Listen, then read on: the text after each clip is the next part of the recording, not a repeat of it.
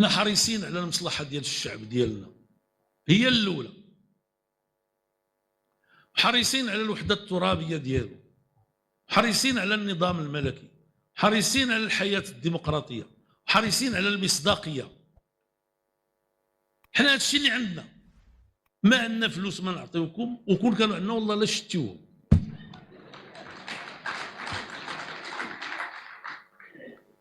كنقوموا بالواجب ديالنا بصدق، بصراحه، باخلاص. ما بقاش اخلاص في هذه البلاد، كلشي غيولي كيلعب، كلشي غيولي تيقلب على الريع ينهش. واش يمكن لينا كاملين نهشوا؟ يمكن لينا كاملين ناخذوا الريع؟ كاين حاجه وحده، لا مشينا للريع هذوك العفاريت والتماسيح هما اللي غياخذوا الاغلبيه، وحنا غنبقاو كنتفرجوا، المواطنين غيبقاو كيتفرجوا. وغنقول لكم في الاخر ما غيبقاش الريع، غياكلونا حنا، غياكلوكم انتوما، وياكلوا حقكم، وياكلوا فلوسكم، وياكلوا مستقبلكم، وغيهدوا وطنكم، وغيهدوا البلاد ديالكم. وهذا الشيء راه حرام.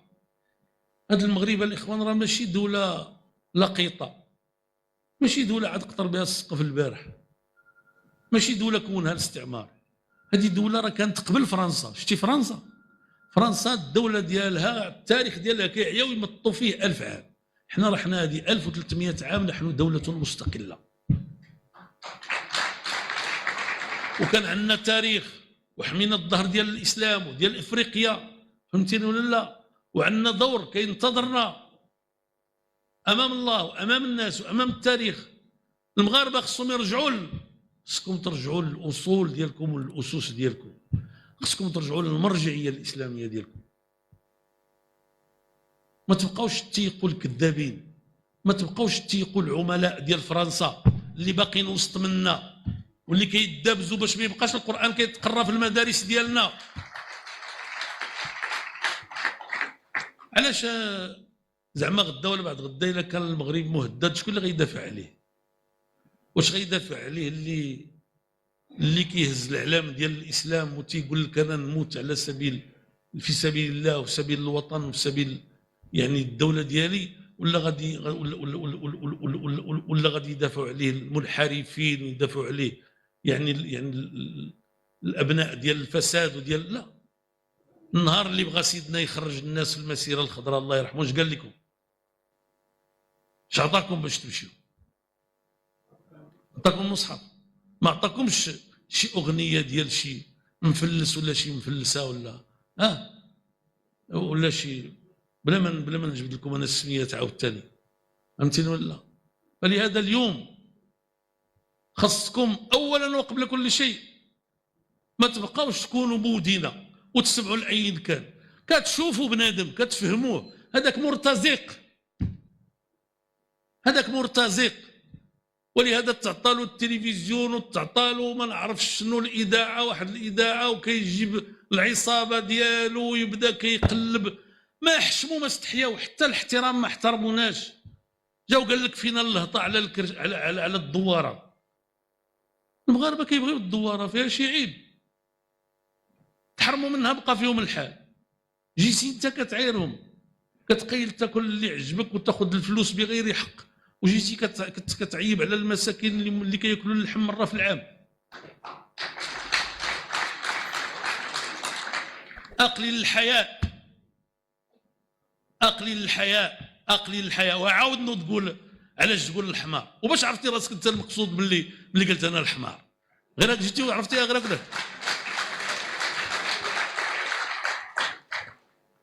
سير ادعيني في المحكمه.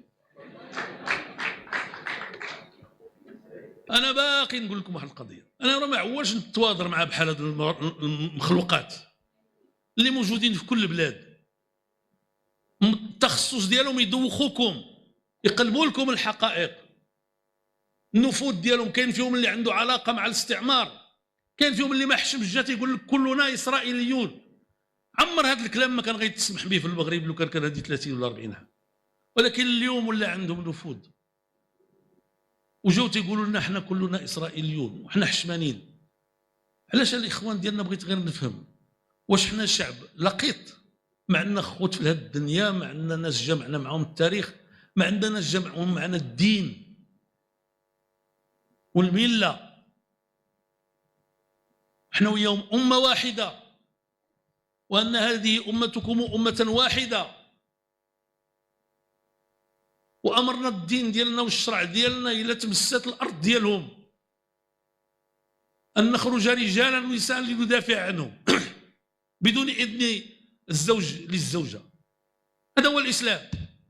واش بغيتي نتذكروا لهذا الاسلام؟ انا مثلا نقول لكمش غدا وبعد غدا غادي نبداو نحاسبوا الناس شكون اللي كيصلي شكون اللي ما كيصليش، شكون اللي لابس الحجاب شكون اللي ما. هذا الشيء حنا ما كنامنوش به، كنامنوا بالحريه. ولكن هذه امه ديال التوحيد وديال الاسلام وديال الاخوه العربيه والاسلاميه وديال التعاضد، وما غيكونش عندنا مستقبل، ما يكونش عندنا مستقبل الى ما ساندناش الاخوان ديالنا. وانا نقول لكم ايران دوله شيعيه، وحنا الشيعه بيننا وبينهم غير الخير والاحسان. وايران دوله يعني دوله يعني عندها بعض المواقف سلبيه من الدوله ديالنا، وهذا هو الغلط ديالها. الغلط ديالها هو انه بغات تهيمن على العالم العربي والاسلامي، وبغات يعني تدخل المذهب ديالها وناضت فعوض ما تتفاهم مع الناس، ناضت كتجبد المشاكل. ولكن اليوم لما هجمات عليها ما يسمى دوله اسرائيل، حنا ساندنا ايران.